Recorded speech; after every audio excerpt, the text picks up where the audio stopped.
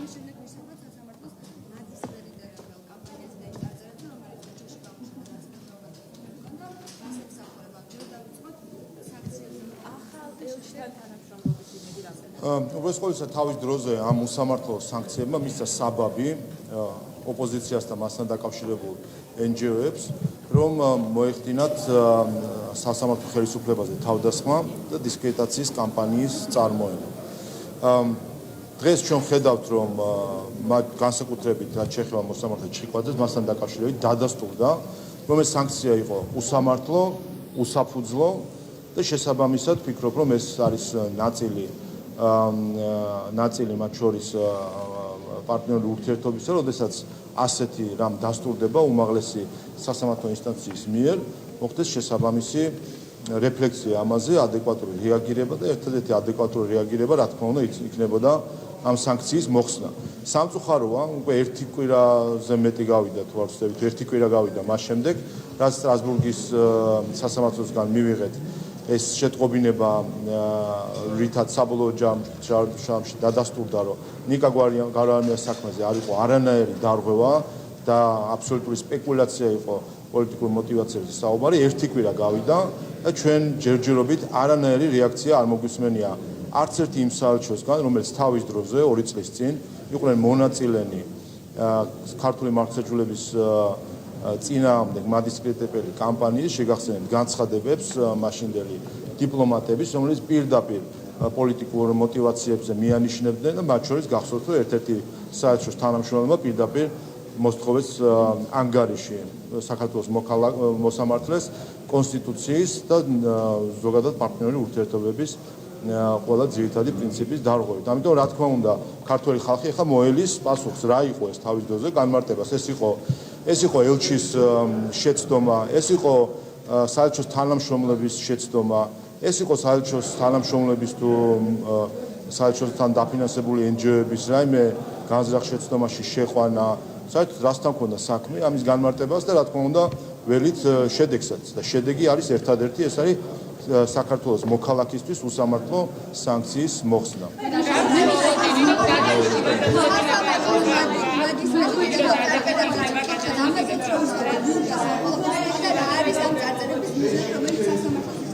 ხო, რაც შეეხება ამ წარწერებს, ხედავთ ხომ გამოჩნდა კიდევაც, რომ ეს არის ნაციონალური მოძრაობის და რამდენიმე NGO-ს ერთობლივი კამპანია და სამწუხაროა, რომ ამაში იხარჯება საბოლოო ჯამში, როგორც ჩანს, გარკვეული ფული, მუცხოვრი მათ შორის, რომ მოხდეს დისკრედიტაცია ქართული მართლმსაჯულების. მე ვთქვი ამასთან დაკავშირებით კიდეც, რომ სამწუხაროა, რომ რამდენიმე NGO-ს წყალობით, დღესდღეობით მართლმსაჯულების სფეროში უცხოური მონაწილეობა გაიგივებული არის. სასამართლოზე თავდასხმასთან გაიგივებული არის მოსამართლეების მიმართ მორალური ტერორთან და გაიგივებული არის მათი ოჯახის წევრების მიმართ მორალურ ზეწოლას. და ჩვენ მოვისმინეთ კიდევაც გუშინ მოსამართლე ჩხიკვაძისგან, რომ მისი ოჯახის წევრების და შვილიც ამის გამო ძალიან დაზიანებული არის.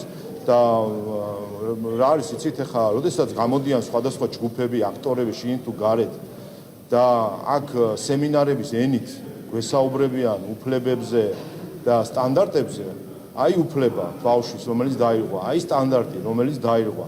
სად არიან პირები, რომლებიც ამაზე არიან პასუხისმგებლები, რომლებმაც ეს კამპანია წაახალისეს თავის დროზე უცხოელმა დიპლომატებმა და NGO-ებმა, სად არის მათი ბოდიში ამ ადამიანის და მისი შვილის მიმართ. ამიტომ ეს საქმე რა თქმა უნდა ასე არ ჩაივლის, ესე ვერავინ ვერ მიაჩუმათებს და ვერ გაატარებს რა თქმა უნდა ქართული სახელმწიფო იმას, რომ გარდა იმისა, რომ მოხდა მოსამართლეზე მორალური ტერორი, უსამართლო, ასევე მისი ოჯახის წევრებზე, ამას თუ დღეს ჩვენ არ გავეცით პასუხი და ამაზე თუ არ იყო სათანადო რეაგირება მათი მხრიდან, ვინც ეს კამპანია წაახალისა, შემდეგი იქნება ნებისმიერი საქართველოს მოქალაქე, რომელიც შეიძლება ასე დაზიანდეს.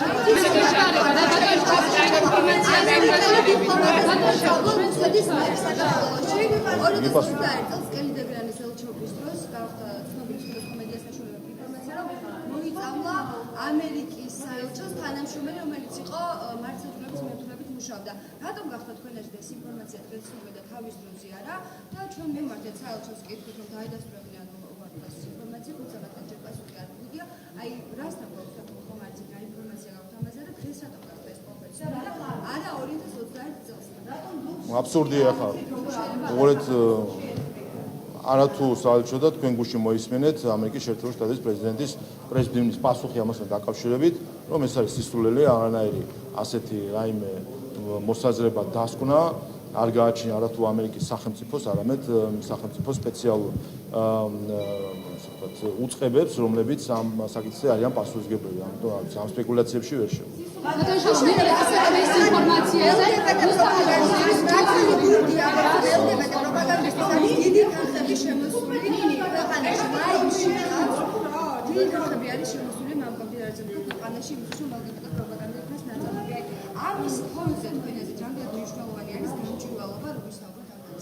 დავისთავად სამწუხაროდ ჩვენ ვართ ახლა იმ ეტაპზე, რომ მივაწყეთ აბსოლუტურად ყრუ კედელს დონორების მხრიდან.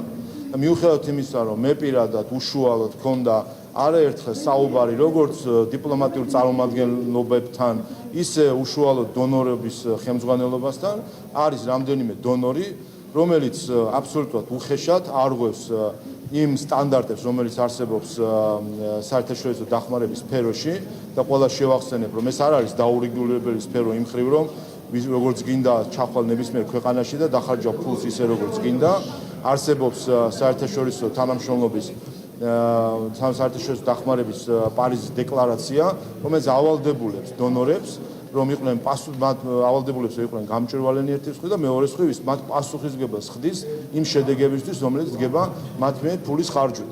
სამწუხაროდ ამ ჩვენს მოწოდებებს, დახურულ მიღმა საუბრებს, საჯარო მოწოდებებს არანაირი შედეგი არ მოაქვს, ვინაიდან ხედავთ, რომ აბსოლუტურად ყრუკედელი არის ამ მხრივ და ხდება იატაკქვეშა დაფინანსება რადიკალური ჯგუფების, პარტიების უკანონო დაფინანსება და მათ შორის გუშინ მთავართან დაკავშირებით რომ გავიგეთ, აქ სკანდალი გარდა იმისა, თუ რა პროპაგანდას უნდა მოხმარდეს ფული, სხვა რამე უფრო არის კიდე მე მგონი.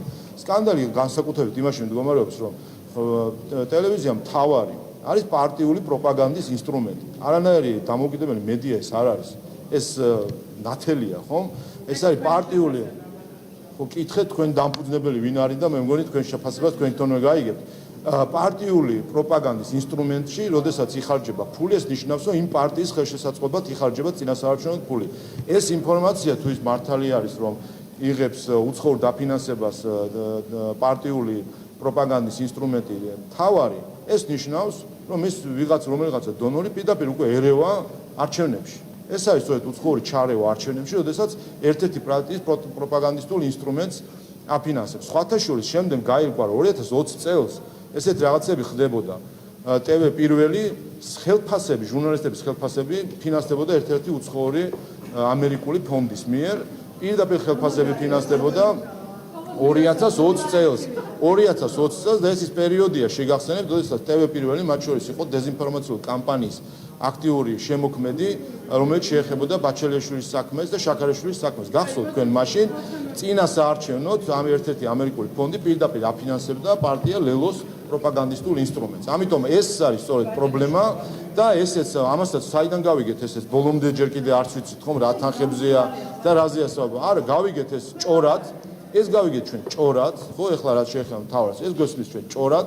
არავინ არ ადასტურებს ბოლომდე რა თანხაზეა საუბარი, რა მიზნობრიობა არის, როდიდან არის, როდემდე არის, საერთოდ არაფერი არ ვიცით.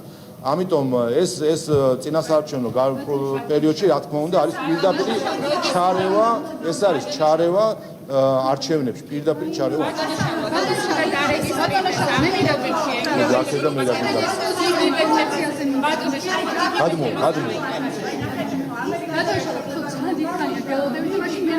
ყველა თანაბარი დროით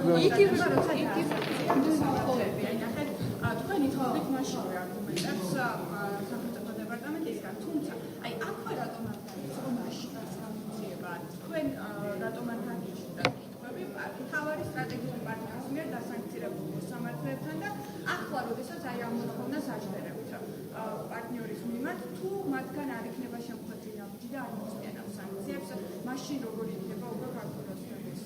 დადასტურდა ხო ლაშა ჩხიკვაძის შემთხვევაში სტრასბურგმა ისი სანქცირებულია. ის სანქცირებულია საელჩოს მხრიდან. აი ჯერ დაიწყოს ამ აქედან დავიწყოთ.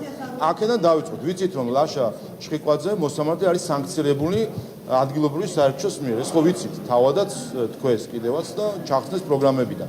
დავიწყოთ ამ ნაბიჯიდან. და თუკი კეთილსინდისიერება, კეთილსინდისიერება უდგებიან საკუთარ გადაწყვეტილებებს, ნახოთ გადაწყვეტილება ამ სანქციის მოსწრებს. რაც შეეხება სხვა სანქციებს, მე მაშინაც მქონდა მაშინდელ ელჩთან შეხვედრა, გახსოვთ თქვენ და მას კითხებთ ხოლმე მოეწოდებინა რა მასალები არსებობს ამასთან დაკავშირებით, მისი პასუხი იყო, რომ გავეცნო ჟურნალ გაზეთებს. ხო და ანუ ეხა ეს რო სერიოზული არ არის, გავიდა ამის არა. უყურეთ, არსებობს სისხლის სამართალში და საერთოდ ადამიანურ ურთიერთობაში მარტივი პრინციპი. ვინც აყენებს ბრალს, მან უნდა ამტკიცოს. არა იმან, ვისაც უყენებენ ბრალს, არამედ ვინც აყენებს ბრალს. ადამიანურ ურთიერთობაშიც ესე არის. თქვენ თუ ვიღაცა რაღაცას გაბრალებთ, მან უნდა ამტკიცოს. და ოდესაც მე ვიკითხე, რა არის ამის მტკიცებულება, იყო მითითება ჟურნალ გაზეთებზე და მე ხარ არ ვიცი ჟურნალ გაზეთებზე დაყრდნობით რა გადაწყვეტილება მივიღება, მაგრამ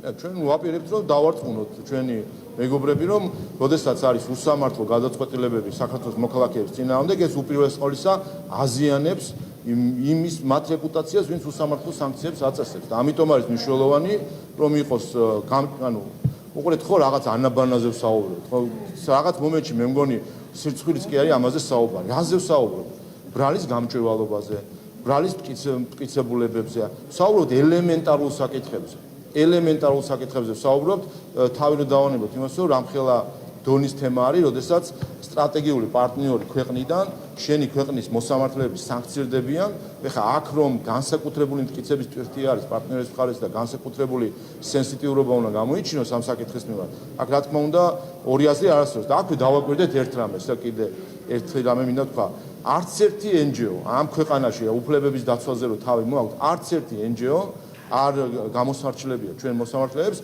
ყველგან მტკიცებულებებს და ჩანაწერებს და რა ვიცი ყველაფერს რომ ითხოვენ ხოლმე ნებისმიერ საქმესთან დაკავშირებით თუ კამერის ჩანაწერი არის თუ მტკიცებულება პირდაპირ თუ ირიბი არის ვინმე მიკითხა ერთმა NGO-მ მიკითხა მაინც რომ რა მტკიცებულებები არის ამის უკან ანუ ისინი მათ რაღაცა სელექციას ახდენენ რომ ვიღაცას აქვს უფლებები და ვიღაცას არ აქვს უფლებები ეს კი სხვა პრობლემაა იცით რატომ არ არის რეაგირება იმიტომ რომ ეს NGO-ები ფინანსდებიან იმ წყაროებიდან საბოლოო ჯამში რომლისგანაც ეს სანქციები მოდის და რა თქმა უნდა საკუთარი დამფინანსებლის წინააღმდეგ ისინი ხმის ამომღებები არ არიან და ეს არის პრობლემა იმიტომ საბოლოო ჯამში ჩვენ ზოგიერთი აი ამ NGO-ს სახით ჩვენ გვაქვს არა საქართველოს სამოქალაქო საზოგადოების წარმომადგენლები არამედ ყველა დონორების წარმომადგენლები რომელიც ხმას არიღებენ როდესაც საქმე ეხება McDonald's ერთ მაგალითს მოგიყვანთ კიდე სანქციების დაწესება რუსეთისთვის ხო რომელიმე თხოვნახეთ არა თუ ამის საპირისპირო რამე თქვეს საერთოდ მომხრეებიც კი უნდა სანქციების დაწესების და რაც ფაქტია შეთანხმდა მთელი საზოგადოება რომელიც დაანგრევდა ამ ქვეყანას სანქციების გვერდისავლაზე რამხელა დეზინფორმაცია მიდიოდა რატო იყო ჩუმად ეს ყველა NGO რომელიც მილიონებს იღებს დეზინფორმაციის ხილებისთვის რატო იყვნენ ჩუმად იმიტომ იგივე წყაროდან ფინანსდებიან რომლიდანაც ფინანსდებოდა ეს დეზინფორმაციული კამპანია შეგახსენებთ ამ კამპანიის ავტორი იყო დროა და ელენე ხოშტარია რომელიც ვიცით რომ ფინანსდება ევროპის დემოკრატიის ფონდიდან ჩუმად ფინანსდება ევროპის დემოკრატიის ფონდიდან მათ შორის და იგივე ფონდი აფინანსებს იმ NGO-ებს რომელსაც უნდა დეზინფორმაციები ამხილოს და რა თქმა უნდა საკუთარ დამფინანსებას არავინ არ ამხილოს და ეს არის პრობლემა გადავიდეთ შემდეგ ინფორმაციით ხატია დეკანოიძე ბრუნდება ნაციონალურ მოძრაობაში ჩვენი ხატია დეკანოიძე ბრუნდება ნაციონალურ მოძრაობაში და ასევე ჩვენი ინფორმაციით ეს არის როსტევისა და მისინა გრუპის ერთობლივი შეთანხმების შედეგი რამდენად გასაკვირია ეს საკითხი მართლა გუნდისთვის არაფერი გასაკვირი როგორ არის გასაკვირი რომ სად წასულა ნაციონალურ მოძრაობიდან ეხლა ბრუნდებიან ანუ ეს სახელების გადარქმევა და ნიღბების გაკეთება რომ თითქოს ეხლა დღეს მე ვარ ნაციონალურ მოძრაობა ხვალ არ ვარ და ზეგვა ეხლა ეს მიმიკრია რა ჩვენმა საზოგადოებამ არაერთხელ ნახა და ამას არავინ არ იჯერებს ამიტომ უყურებთ უბრალოდ იუმორით ამ ყველაფერს ვინაიდან საზოგადოება იცის რომ ცალ მხარეს არის ქართული ოცნება მეორე მხარეს არის ერთიანი ნაციონალური მოძრაობა თავისი სექტორებით, დანაყოფებით, რა ნებისმიერი სტრუქტურას იცვლიან, ასე ვთქვათ, ამორფულად მოძრაობენ, მაგრამ საბოლოო ჯამში ეს არის ერთი ორგანიზმი, ერთიანი ნაციონალური მოძრაობა. ამიტომ აქ გასაკვირი ამაში არაფერი არ არის. ბატონო შალვა, LGBT განათლებასთან დაკავშირებით მეც დიდი ხანია შეიძლება თქვა სასამართლოსთან დაკავშირებით საუბრობთ, მე მაინტერესებს. უზენაეს სასამართლოში გამართული სიტყვის გამოძახილია თქვენი ეს კატეგორიული მოთხოვნები. ამ დრომდე შეერთებულ შტატებს არგუმენტებს ყოვლის სამწუხაროდ, ახლა კატეგორიული სანქციების მოსვლა. და გვახსოვს უზენაეს სასამართლოში სხდომაზე როგორ გააკეთეს მათ შორის საკანონმდებლო ორგანო, რომ საკმარისად ვერ დაექსავით მოსამართლეები, რადგან ეს ეხებოდა სასამართლო შტოს და არა ამასულებას ასეთი საკუთარის პირობებს. თქვენ მათ ეთნოლოგით, მათ სალფა მართლმსაჯულებასთან დაკავშირებით მე ყოველთვის კატეგორიული ვიყავი ამ საკითხთან დაკავშირებით, ვინაიდან ეს ეხება ხელისუფლების ერთ-ერთ შტოს, რომელზეც ხედავთ, რომ არის პირდაპირ შტურმი უკვე წლებია, პირდაპირ შტურმი, რათა ამ ხელისუფლებაზე მოიპოვონ გავლენა ამა თუ იმ ჯგუფმა.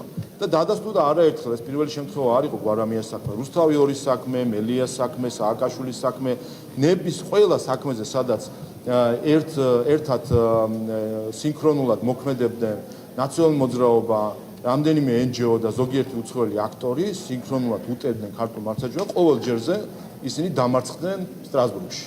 და ყოველ ჯერზე შემდეგ ახალ ტალღას იწყებდნენ ახალი мотивაციით.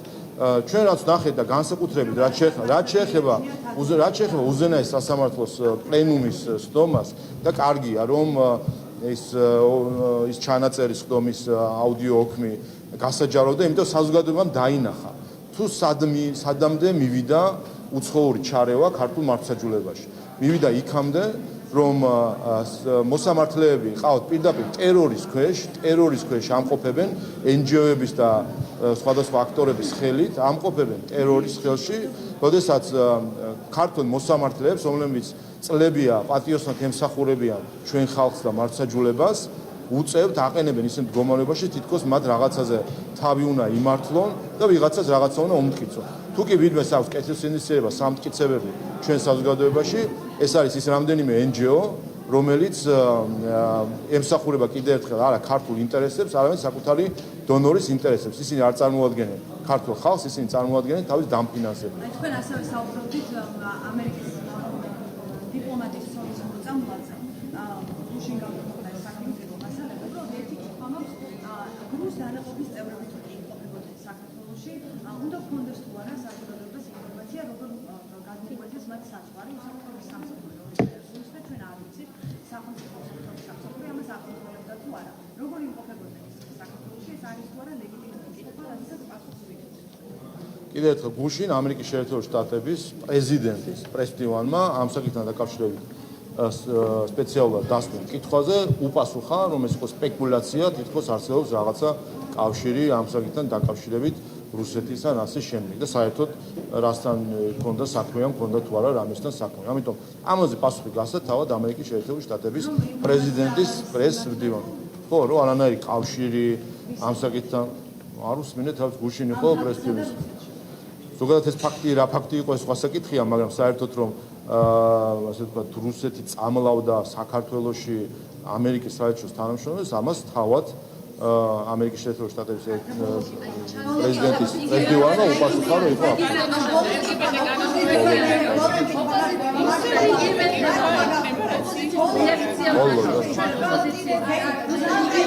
აი ხო უპასუხებდა.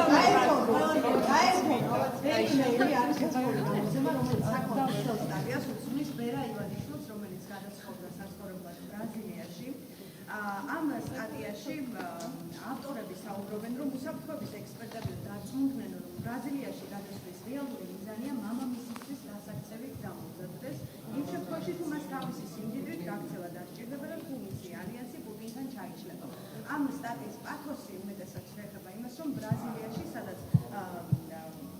სადაც გადაწყობდა ბერა ივანიშვილი, მან უკვე მოამზადა ნიადაგი, რომ ის ცხოვრობს, მათ შორის ბიძინა ივანიშვილმა, რადგან უსაფრთხო ამისთვის $1,000,000 შემოწირულობაც კი გაიღეს ტროპიკული ტყის გადასარჩენად და მოკლედ მამის ბრძანებით გაგზავნეს ბრაზილიაში. გასაქცევს ეძებს თუ არა ბიძინა ივანიშვილი გასაქცევს ბრაზილიაში. გასაქცევა თუ ასე ვიღაცა მოგზდებს და აი ბატონი პაატა მანჯგალაძე აღდას და კითხეთ მოგზდებენ თუ არა რომ გავიქცეთ უნდა. და არის აბსურდია რა. აბსურდია. აბსურდია მოგეთ ყველაფერი. საქართველოს ხელისუფლება და მათ შორის ბიძინა ივანიშვილი, რომელიც გახლავთ ქართული ოცნების პარტიის საპატიო თავმჯდომარე, ჩვენ გვაქვს უმაღლესი ლეგიტიმაცია ქართული ხალხისგან. თუ ვინმე აპირებს რომ ქართული ხალხი გააქციოს ამ ქვეყნიდან, ეგ სხვა მიზნები არის, არ ვიცი ვინ არიან. მაგრამ საქართველოს ხელისუფლება ჩვენ მოქმედებს ქართული ხალხის მანდატით, არავინ არ აპირებს ეს ქვეყანა გადააბაროს ვინმეს, მიუხედავად იმისა, რომ არის ბევრი მცდელობა, რომ ხან უნდათ რომ სასამართლო გადააბაროს ქვეყანამ უცხო ჯგუფებს, ხან უნდათ რომ სხვა შტო გადააბარონ და ასე შემდეგ. არავინ არ აპირებს საქართველოს გადააბაროს სხვებს. ასე რომ ეს სპეკულაციები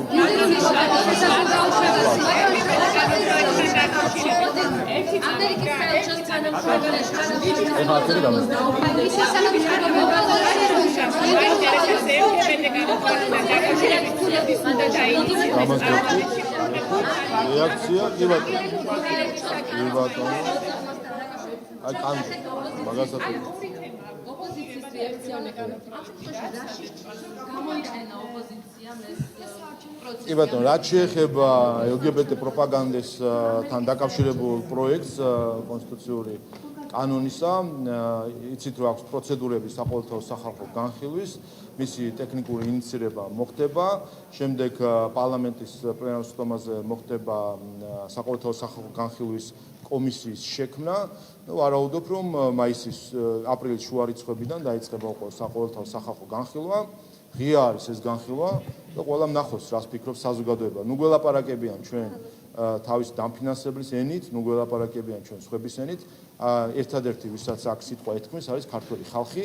მოусმინონ და დაელაპარაკონ ქართულ ხალხს, მოისმინონ ქართული ხალხის აზრი ამასთან დაკავშირებით. რაც შეეხება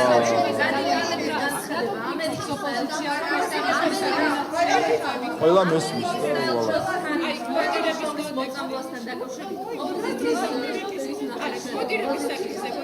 მოდი ამას ჩავატარ, ხო. რაც შეეხება კვოტების საკითხს, თქვენ ხო მოისმინეთ თქვენ გუშინ ბიუროზე მათ შორის ქართული ოცნების ფრაქციის პოზიცია ამასთან დაკავშირებით, რომ ხარს უჭერთ დაჩქარებული წესით განხილვას და მათ შორის ხარს უჭერთ ამ ცვლილებას კანონ პროექტში.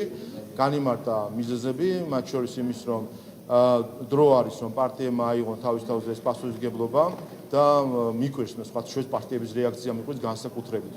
ვინმე უკძალავს რაიმე კვოტის დაწესება შიგნით, ხო არა, არ უკძალავს, არა. გუშინ ლელოს წარმომადგენელმა ბატონმა დავით უსუფაშვილმა განაცხადა, რომ ისინი აპირებენ სია შეადგინონ კვოტის მიხედვით. აგერ ოპოზიცია ხარ ვაპროტესტებს ამ საკითხს, გამოვიდნენ დაუსვით კითხვა და გასცემ პასუხი. როგორ იქნება შედგენილი მათი სია? ექნებათ რაიმე კვოტა თუ არ ექნებათ? იქნება და როგორ ვაპირებინ ამის გაკეთებას. ხო, ეს ისეთი დამოკიდებულება თითქოს პარტიები თუ არ ვაიძულეთ ჩვენ, ქართულმა ოცნებამ თუ არ აიძულა ოპოზიცია, ისინი არ აპირებენ, რომ ქალები სათანადო მონაწილეობა უზრუნველყონ საკუთარ გუნდში და პარტიაში. რაც შეეხება ქართულ ოცნებას, ყველაზე ნაკლებად ქართული ოცნებისთვის არის ეს საკითხი რელევანტური იმ მხრივ, რომ ჩვენ გვაქვს ერთ-ერთი კი არა და ყველაზე ძლიერი ქალთა ორგანიზაცია საქართველოში, პარტიული ქალთა ორგანიზაცია, რომლის კონფერენცია წყილობას ახახან გაიმართა. ჩვენ გვაქვს წარმომადგენლობა როგორც საკრებულოში, ისე პარლამენტში და ისე ადგილობრივი თვითმმართველობის მერების დონეზე და ჩვენ სწორედ პარტიულად უზრუნველყოფთ ამას. თუ პარტიებს სხვას არ აქვს საკუთარი თავის იმედი და უნდათ რომ აიძულოთ ჩვენ რომ ქალები იყვნენ სათანადო წარმომადგენლები, ეს მათი პრობლემა არის და ეს ამაზე დაელაპარაკონ თავის ამორჩევას. რაც შეეხება ჩვენს მიდგომას, გითხარით რომ ჩვენთვის განსაზღვრელი ამ ხრივ არ არის კანონი, არამედ არის დამოკიდებულება თავის საკითხის მიმართ, რომ იყოს სათანადო წარმომადგენლობა გამოცდილი ადამიანებისა ყველა დონეზე და ჩვენთვის გადამწყვეტი არ არის აქ იქნება ქალი თუ კაცი და ამას ამტკიცებს მათ შორის ჩვენი გუნდი, საპარლამენტო გუნდიც ხედავთ კომიტეტის თავმჯდომარეების დონეზე, ვიცე-სპიკერის დონეზე და ასევე აქტიური პარლამენტის წევრების დონეზე მონაწილეობა. სხვათაშორის ამასთან დაკავშირებით მინდა ასევე ვნახე დღეს რაღაც თვალწოდები ზოგიერთი აქტივისტის გამოხმაურება იყო და მათ შორის ზოგიერთი ოპოზიციონერის დაიწყეს რაღაც ფულის ტომრა კაცები თუ რაღაც ასეთი ტერმინების, სექსისტური ტერმინების გამოყენება და სტიგმატიზება პოლიტიკოსი კაცებისა, რაც არ ვიცი ხა როგორ შეიძლება ადამიანი საუბრობდე ერთის მხრივ ხალხთა უფლებებზე და მეორეს მხრივ და საუბრობდე რომ თქვა შეიძლება სექსიზმი იყოს გამოწვევა, მეორე მხრივ თავად იყო სტიგმატიზების ავტორი და სექსისტური გამონათქვამების ავტორი და კლიშირების წამხალისებელი.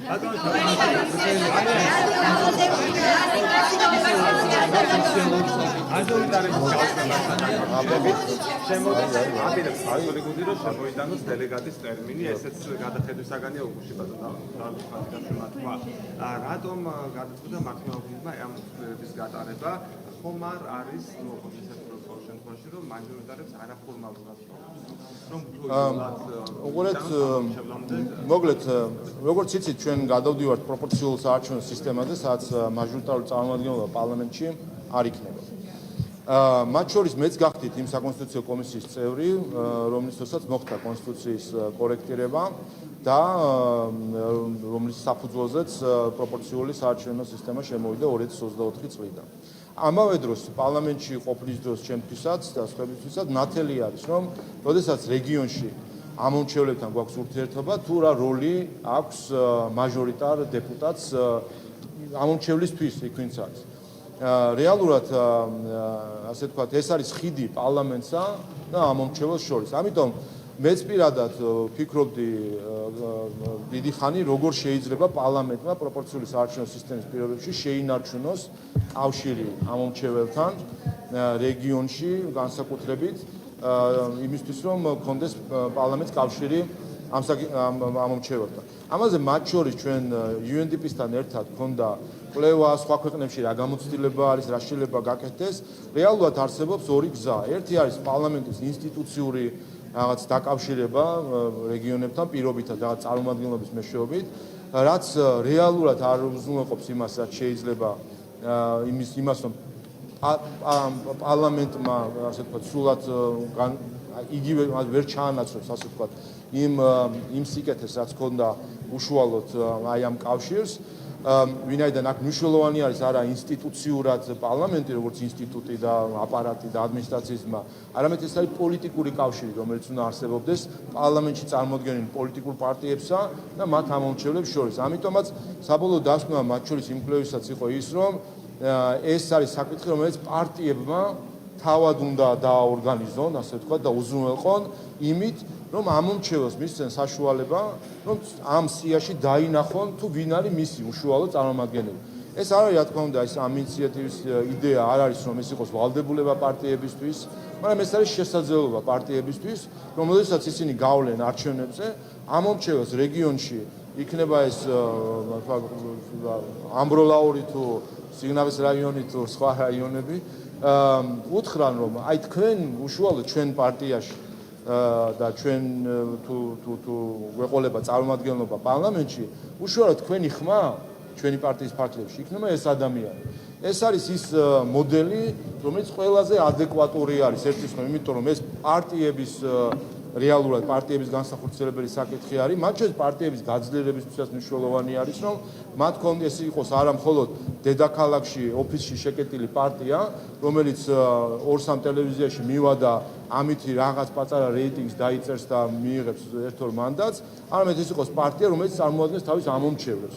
ეს არ იყოს, ასე ვთქვათ, კლუბი, სალონური, რომელიც თბილისში, ცენტრში, ოფისში არის და მედიის და Facebook-ის თუ სოციმედიის თუ ტელემედიით აქვს მხოლოდ კონტაქტი თავის ამომრჩეველებთან, არამედ იყოს პარტია ამ სიტყვის ნამდვილი გაგებით. ეს იყოს წარმომადგენელი ხალხისა და მთლიანად ამომრჩევლისა. ამიტომ ვფიქრობ, რომ ეს კარგი იდეა არის და ეს არის ყველაზე ხარჯ-ეფექტური გადაწყვეტა ამ საკითხის და ამავე დროს ყველაზე ეფექტური გადაწყვეტაც, რომელიც ამავე დროს პარტიებსაც გააძლიერებს და მათ პასუხისმგებლობასაც უფრო გაუსავს.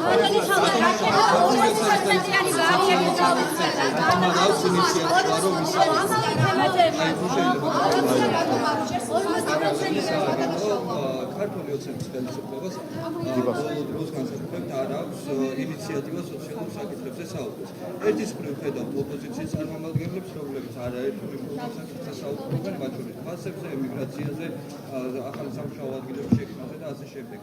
ჩვენ ხედავთ მხოლოდ პასუხებს ჩვენი ხელისუფლების მხრიდან და ვერ ხედავთ ინიციატივას, რომ ამ საკითხზე ღიად ვისაუბროთ საზოგადოებასთან და რატომ ხდება ასე, რომ აგვიცხადოთ გაგვიმართოთ ოპოზიცია ამაზე საუბრობს, ხელისუფლებას აქვს ერთის მხრივ პრივილეგია, მაგრამ ამავე დროს პასუხისმგებლობა, რომ ხელისუფლება ამას აკეთებს. აქედან გამომდინარე ჩვენი საქმეები ჩანს, ოპოზიციის სიტყვები ჩანს მხოლოდ და სიტყვები ადვილისათქმელია ხა, ამის უკან ბევრი პასუხისმგებლობა როგორც ჩანს ოპოზიციის მხარეს არ არის და ეს გამოჩნდა ამ დისკუსიებში, როდესაც მიდის რიცხვების ბრახაბრუხი, ისე რომ არც კი ფიქრობენ საერთოდ რაზე საუბრობენ. პოპულიზმი ხა ეს დამახასიათებელი სცენი არის ზოგადად წინასაარჩევნო კამპანიისა. ქართული ოცნება, როგორც ხელისუფლებაში ყოფილი პარტია, თავისი ქმედებებით აჩვენებს საზოგადოებას, თუ რა არის ჩვენი პოლიტიკა და როგორი იქნება ჩვენი პოლიტიკა 2024 წლის არჩევნების შემდეგ. ეს პრობლემები, რომელზეც აქტიურად საუბრობენ ოპოზიციის წარმომადგენლები, სრულ პოპულიზმია და რეალურად არ გვაქვს ამ პრობლემების წინაშე. აქვს კონკრეტულად რას გულისხმობთ, მაგრამ სახელმწიფოს და ხელისუფლების პასუხისმგებლობა არის, რომ ყველა გამოწვევასთან დაკავშირებით იმუშაოს. ამიტომ ჩვენ სასაუბრო კი არ გვაქვს, ჩვენ გასაკეთებელი საქმეები გვაქვს, რასაც ვაკეთებთ კიდევაც და ამას ხედავს ჩვენი საზოგადოება. ასევე LGBT პროპაგანდის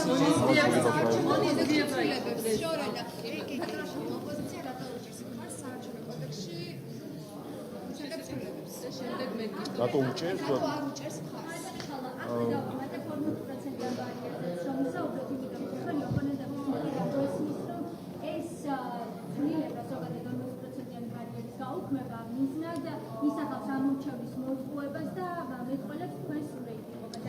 რაც შეეხება კვოტებთან დაკავშირებით ოპოზიცია უჭერს თუ არა, მოდით ერთმანეთისგან განვასხვაოთ, ხმას მისცემენ თუ არა და მხარს უჭერენ თუ არა. ეს ორი სხვადასხვა ცნება არის. ჩემი წინადადება იქნებოდა თქვენს მიმართ, მედიის მიმართ, რომ იმ პარტიებს, ყველა პარტიას, მათ შორის განსაკუთრებით ოპოზიციურ პარტიას, ჩამოართოთ პირობა. ანუ კითხოთ, ისინი თავის სიის დაკომპლექტებას აპირებენ თუ არა კვოტით და როგორი კვოტა იქნება ეს თქვენ და ჩამოართოთ პირობა, რომ ასეთი კვოტით დააკომპლექტებენ თავის პარტიულ სიას. შემდეგ ნახავთ თქვენ არჩევნების წინ, შეგიძლიათ შემდეგ გადაამოწმოთ, ისინი რეალურად მომხრე იყვნენ თუ არა ამ ცვლილების, თუ უბრალოდ ეს იყო პოზა იმისთვის, რომ რაღაცნაირად ეჩვენებინათ თითქოს წინააღმდეგი ამ ყველაფერს. თავისუფალიანად კიდევ ერთხელ არავინ უშლის არავის, საკვირველი ის არის, რომ ოპოზიციას ისე გამოზდის, რომ გვეხვეწებიან ჩვენ, რომ ვაიძულოთ ისინი, რომ შეადგინონ გარკვეული პროპორციით თავისი სიები და თუ ასეთი პასუხისმგებლიანი არიან თავისი გადმოსახედიდან და რაღაც პოლიტიკა აქვს თვითონ, თავისუფალიანი აბსოლუტურად შეადგინონ იმ კვოტით, რომელიც მათ უნდა. მადლობა.